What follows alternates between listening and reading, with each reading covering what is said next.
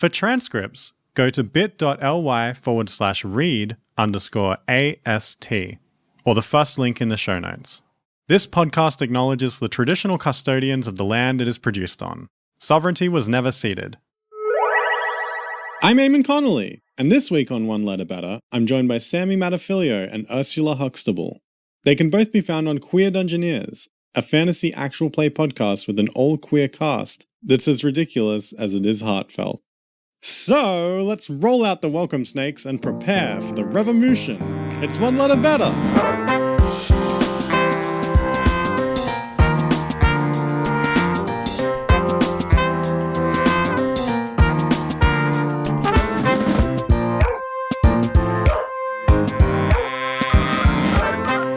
Hello and welcome to the show. I have Sammy and Urs with me, and they've prepped two pieces of information for a segment and for the main game of the show, which I'm calling Letter Betterers. But first, I'd like to introduce our hot topic, which is Dark Souls. So you two have prepped your adjustments for this title. Definitely, extensively, totally. Yeah, I've done some real research and some real soul searching, and I think I've come up with 3 hot candidates, so... What's funny, I've also come up with 3 hot candidates. Let's see if they're all the same. If they're the same, I will riot. If you could just break me off a little bit of a taste of your favorite one so far. Because this may change by the end of the thing as you earn bonus points. Okay, well, I'd like to begin with... Dark Souls. Oh. Nice. It's the same. It's the same? It's the same. Excellent. What have you got, Us? I feel like mine's way too sincere now. What is yours? I had Park Souls. Park Souls? What happens there? It's about getting lost in a national park with friends and finding yourself. Oh, nice. Very Night in the Woods-esque. Oh, is it a game? It would be a game. That's really nice. Those are both really good, but I assume that you'll probably find something else at the end of it because hopefully you'll earn some various bonus letters throughout the episode. We have 2 segments to start off with. The first, let's jump straight into our first segment, which is called Dadvice. Oh dear. I mean, look... I don't know. I don't like every dad, but is a vice really necessary? I'm scared. We get that joke every time. Yes, we are going to be... Look, if you want the show that crushes dads, you're going to have to look for a different podcast. Make it yourself. Do you really get that joke every time? The one other time I did this version of the show, yeah. Wow. So every time, yeah. So in this game, each player attempts to fill in the missing words in a piece of advice a dad once gave. Oh dear. So we'll start with Sammy. This comes from mensjournal.com, and it's life advice from famous dads. And this was Martin Short's dad. I don't know who Martin Short is, but sounds like a real person. You know, Marty, the key to life is to do the what thing? The key to life is to do the third thing. So the first thing you think of, you're going to want to just put that aside. The second thing, okay, getting better. And then the third thing is going to really cut through. It's going to be really original. I like that. I'm going to give you a bonus letter for that. Yay! So what do you reckon? See, the first thing that popped into my head is to do the bright thing. And not like the bright thing as in like the smart thing. The bright thing as in like whatever sheds the most light on anything. Just like strap a torch to your head and walk around with it. But I don't know. I'm not very good at these games. That's still valid. Like the thing with advice is that it's easily misconstrued as something that's actually valid. Yes. There was a piano player I was watching on a YouTube video. I completely forget who it was, but they said that another famous piano player once told them not to play the butter notes.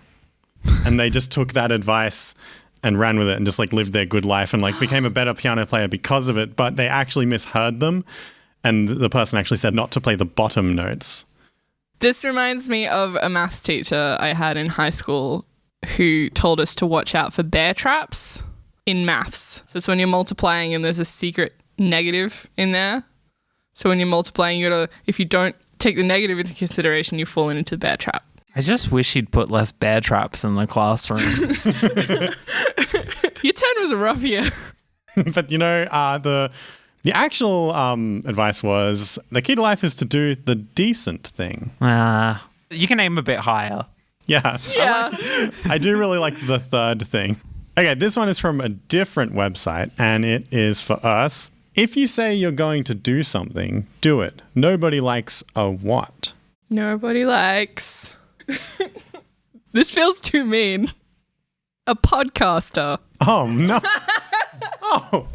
Because every podcaster I know has about 10 different ideas for stuff that they're never going to fucking do. Wow. Myself included. Sammy, what do you think? If you say you're going to do something, space, new line, nobody likes a cop. Okay, it's just two separate pieces of advice. I didn't know we're allowed to divide the advice. I will give you a bonus letter us because I feel threatened. But the actual advice was from Bob. If you say you're going to do something, do it. Nobody likes a bullshitter. Ah, okay. This sounds like a man who just stumbled into the house and saw that you didn't wash a cup or something. Yeah. It also sounds like it needs to be in a New York accent, set in a New York accent. Us. People are what? Frogs. No. Doomed? Okay, I want to frame it for useful advice. So I need to get in ahead of this a little bit. So is this advice from a dad to a son or child? I just assumed son because it feels really after the football game, or is it from one father to another prospective father, or is it just from a dad to anyone who will listen desperately in a bar? I think this specific one is from a dad to his daughter. People are what? People are wrong. What was yours again, Us? Doomed. Listen, kid. People are doomed. We're all doomed. People are wrong. You just got to make your own happiness with the life and the time that you're given. People are actually people. Profound. Incredibly. This has changed my entire outlook, especially as a biologist. All right. This next segment is called Freudian Ship. So each player has chosen two fictional character names and secretly decided their ship name. The other players are going to have 3 chances to guess your specific order and combination of the relationship name. Okay, Sammy, so what are your character names? So my character names are Baby Yoda and the Shrek babies. Oh, no! So is that the Shrek babies? Yes. Baby Yoda and the Shrek babies. Okay. Including the. It could do. You need to specify which words are included if you include all of them. Okay, fine. Shrek babies. Okay, cool. Excellent. I don't use the. The is not included. I just keep wanting to say something to do with green. It's not easy being green, but it's not how this works. No, there is a beautiful thematic link, and I do think if Baby Yoda did meet the 3 babies from Shrek, there would be something there. They'd get on swimmingly. Yeah. Do you have any idea what this name should be? Oh, God. I feel like baby's got to stay complete, but I also feel like Sammy wouldn't let us get away with that so easily. It's not like Shrek baby's Yoda. That's one attempt. Was it right? That was not correct. Shrek babies Yoda. Baby Yoda, Shrek babies. I'm going to go with baby babies. No. It's like baby yak. Like yuck. No, I don't think that would be it. Is that right, Sammy? No. I'm going to take that and use it as inspiration for my answer, which is Baby Shrek. No. You two have both been very close. Oh, no. You need to combine your powers. It's us. Your turn. I think I've got it for the reference. Baby You wreck babies? Can you say Baby wreck babies. I'm sorry, no, you don't have it. Eamon, what is yours? I'm thinking it's Baby Schroeder. No. Damn it. Was I close? All right, Sammy, what is it? It was Baby Yak Babies. God damn it. But Ursula was very close. You said Baby Yak and you said Baby Babies. Damn it. Together you had the correct answer. All right. Never did they meet. All right, Ursula, what have you got? What are your characters? Keeping with the video game theme, I've got Carthonassi and Solid Snake.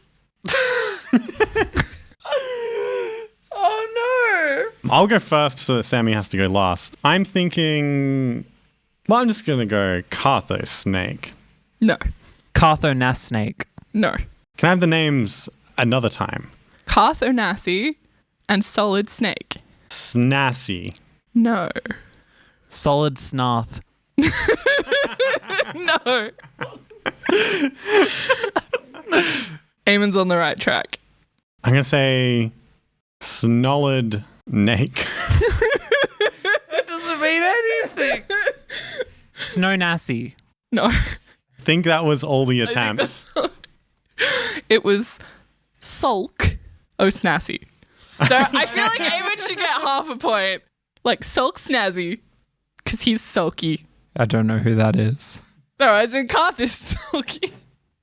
And I get the impression that Solid Snake is snazzy, but I've also never played those games. I do like that name, though. That's good. Yeah, see, because most people don't put the start of one name at the end of the other name. So I was like, Nice. Just like the doctor at the hospital looking at someone picking the name for their child. Yeah, you know, a lot of people don't put the first half of the first name at the end of the last name.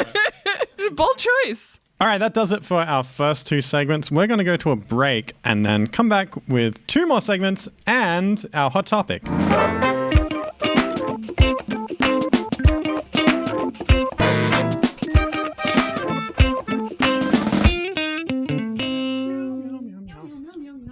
Hey y'all, thanks for listening. I've just come from the boardroom where me and Ange were discussing a very important matter about bees and jam. If you want to hear that conversation, go to our Patreon.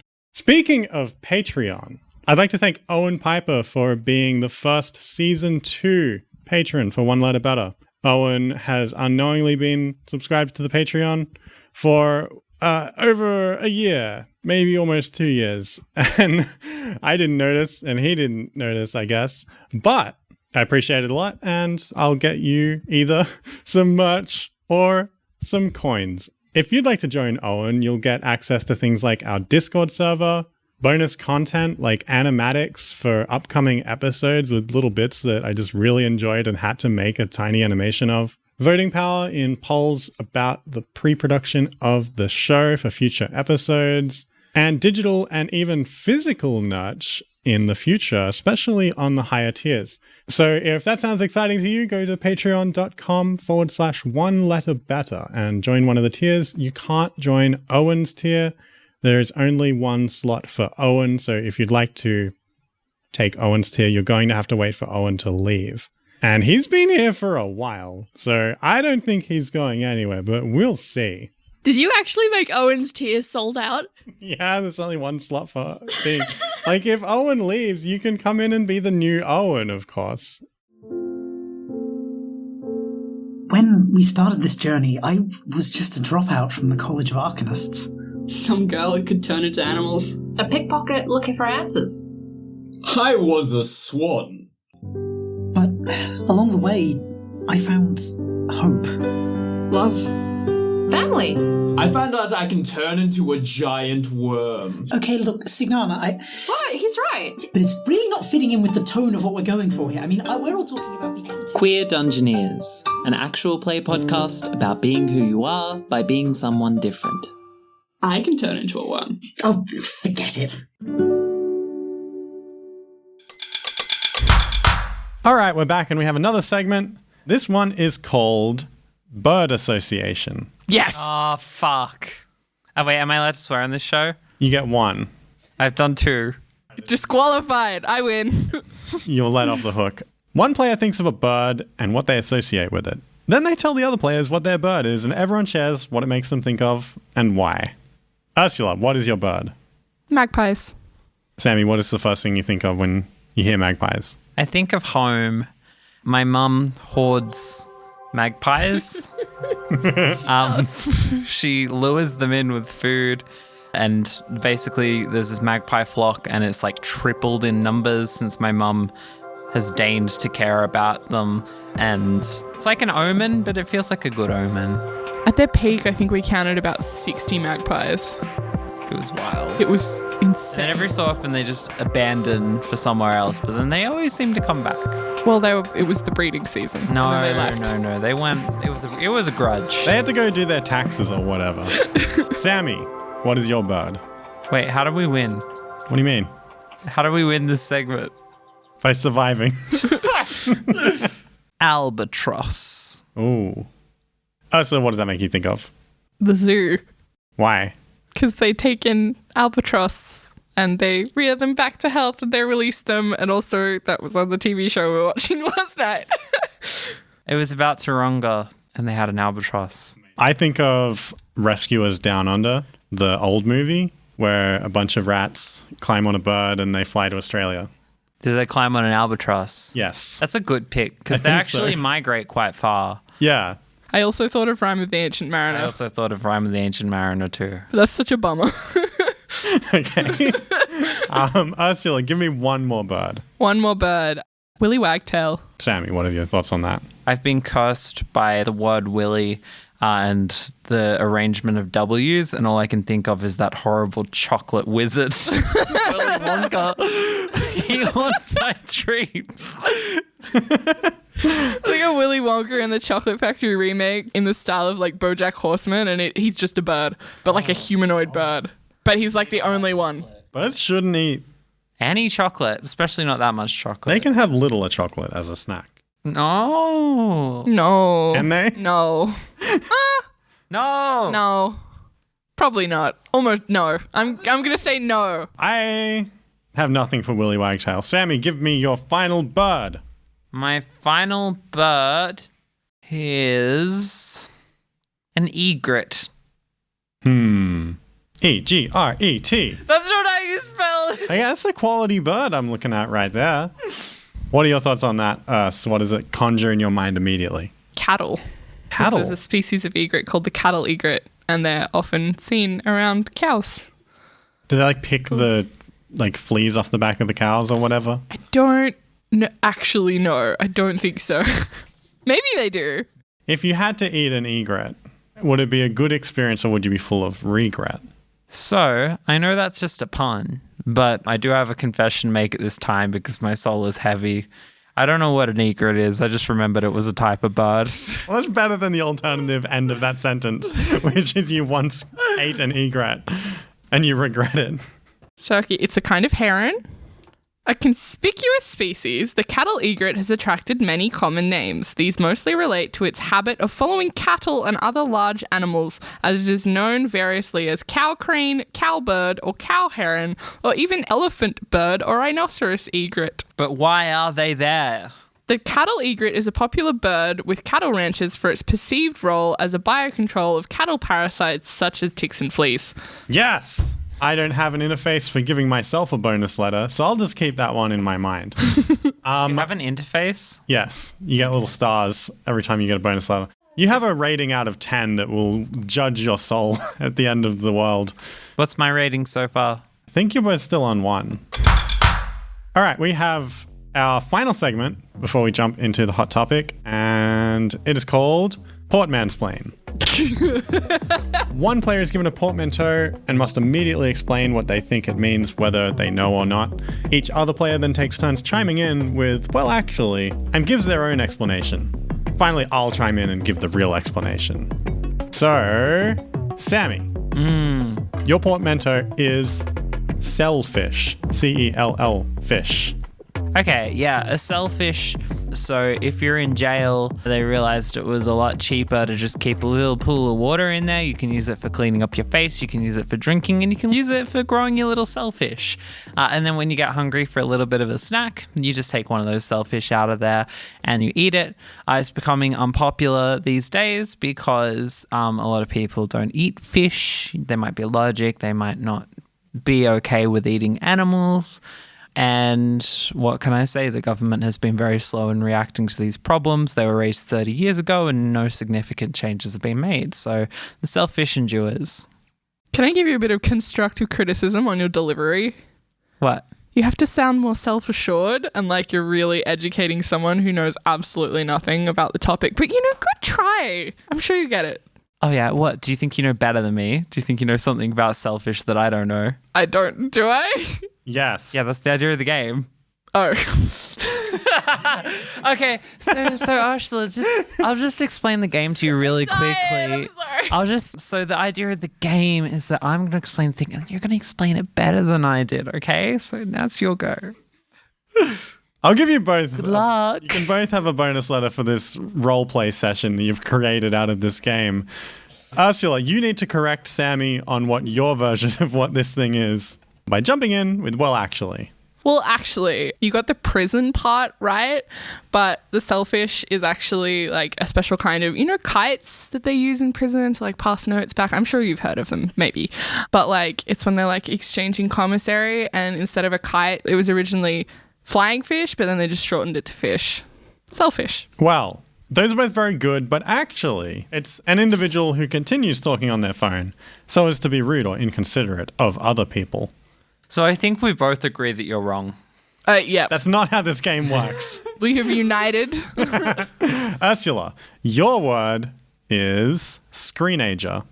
It's someone who's in the last year or 2 years of high school or finishing school or whatever final stages of their education maybe, who really, really believes with all their heart that they're going to get into film school, when really they make the most mediocre crap, but no one's brave enough to tell them. Well, actually, I think what you'll find is that the screen age began first with the daguerreotype and actually continues to now. So we're all kind of screen ages if you think about it. That's to be opposed with the pre-agers, which are people from before screens, and the post-screen ages who are coming up when images will be melted directly into our minds. As a podcast listener, you listening right now are part of the post-screen age sort of event, because you don't need a screen to get all this yummy, yummy wisdom. But nice try. Those are both very good, but actually it's the typical adolescent who indulges excessively in screen entertainment. You know how we're always talking about how we like screen entertainment? You're like, yes. Hey, y'all, let's go chill at my house and have some screen entertainment. That's what I say. I say that. All the time. Sammy. Yeah. Your portmanteau is anticipantment. I mean, it's hard when I can already tell what the thing is, isn't it? Anticipantment is, of course, when you show up for an appointment that you booked months and months ago and you're really excited about it, but you're let down due to the sheer quantity of ants. You might have expected a maximum of 10 ants, maybe 15 on a bad day. There are 1,000, 2,000 ants. No one is having a good time. Your doctor is very concerned, but you're pretty sure that the ants aren't a you thing. It's a thing of the GP's practice. But they don't believe you. They send you home with antibiotics and you don't get your vaccine to at all. You see, that's actually a common misconception. It's anti-appointment. It's just another word for anti-vaxxers. That's it. Anti-appointment. Yes. People started pronouncing it incorrectly. The original pronunciation was? Anti-appointment. Interesting. Okay. Those are both very good. But the real answer is... when you anticipate disappointment. The letdown after hype gives way to reality. Okay, not quite. All right, that's all our segments for the episode, and now we'll go on to the hot topic. You two have prepared a few words, but we're going to give you some time to really think about your bonus points you have and see if you can make something different from what you started with. How many bonus points do I have, Eamon? So Sammy has 3 bonus letters and Ursula has 3 bonus letters. You're tied for bonus letters. Wait. So does that mean I can do 3 changes or 4 changes? 4 changes. Okay, just let me write down Dark Souls so I can really visualize it.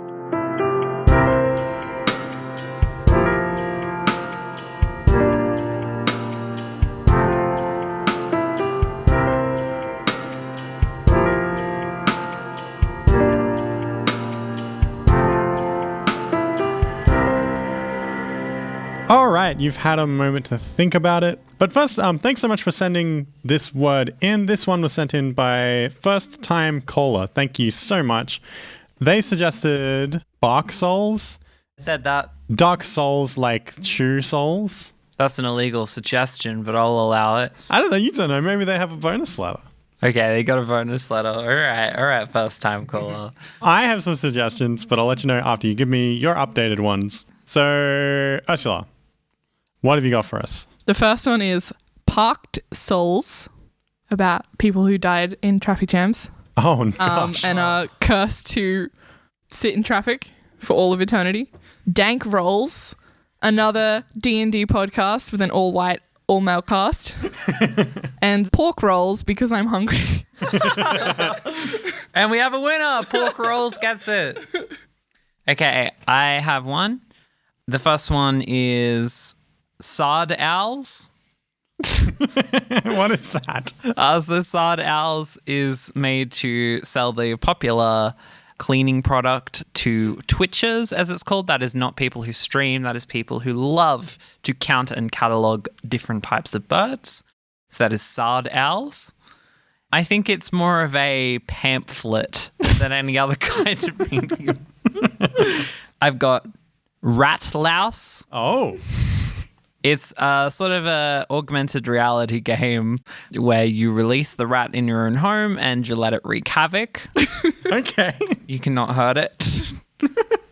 And finally, I did find that if you switched the S and L in Souls, and then you got rid of the U, and then you changed the R to a T and the K to an S, well, buddy, that's loss. So it's a point-and-click game about finding lost.jpg in every situation you can. Can I take a letter away from Sammy? What? You committed a crime. I mean, those are all very good.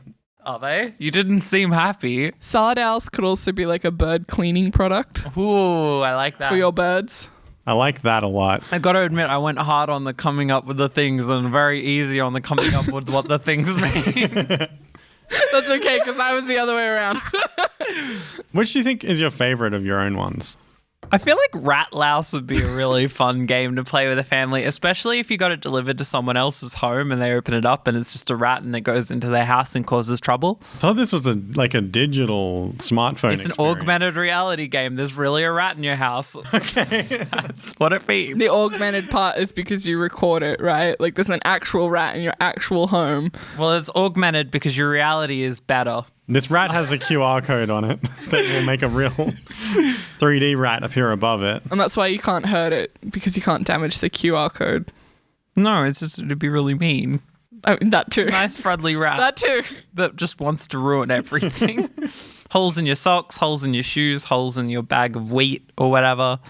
You know, holes in things is the rat's ammo. So, you're bringing back a popular game from, the last 5 centuries. We've been without it for a while. Yeah, I think it'll just help us connect to our roots and really, maybe if you went to a landlord who doesn't allow pets and you order them Rat Louse to their home, then they'll suddenly understand why you should be allowed to keep a cat in your apartment. You can have any pet in your house as long as you tell the landlord you don't want it there, that you don't like it being in the house. Exactly. Yeah, there could be expansions. Dog louse, cat louse, horse louse. Ursula, what did you have? What was your favorite one of the ones you have? My favorite is Dank Rolls because I'm sick of seeing new D&D podcasts popping up on my Twitter feed every day. You can't say that they're our friends. So it'd be great if there was just like one really popular one called Dank Rolls. Yeah, we can just amalgamate all of them. Yes, that's such a good idea. Just have a monopoly. I think it is really critical that we'd roll all of these shows together as soon as possible. Oh no. I mean, Too far. They have power. You took it too far. Okay. All right. I have one thing that I got like from Dark Souls that is worth submitting, which is Dark's Owls. Someone called Dark, I guess. That's their last name, I suppose. And it's a show just about their owls or something and the crimes they do. I'd watch that. I'm very interested in Dark and their owls. Oh, can I say another one I got that I'm Yes. not going to submit? Yeah, it's the sequel to Echo the Dolphin, the creepy game for the Sega machine. And it's just called Dorsal. That's a good one. I love that. You're just like, why didn't you submit that, Sammy? Because, I don't know, it felt too normal. Incorrect. What happens in this? Oh. Excellent. So that's it for our words and our segments. Thank you so much for listening. We'll see you on the next episode. And thank you so much to Sammy and us for joining me today. Hey, no problem. Thank you for having us. And making us tea. It was very nice being here. But wait, who won? Who won, though? It's a competition and I need to know who won. I think you won. I like Rat Louse. There's blood. I need Eamon to tell me the official. There's got to be like, have you set up a bot to analyze what we said and tell who won? Like that way there's no feelings. Should have put the transcript in and then it'll spit out a winner. Yes. It's running the numbers now. It says that somehow a different challenger has won. I knew you were going to say that. Samus again. No, it's Matt Mercer.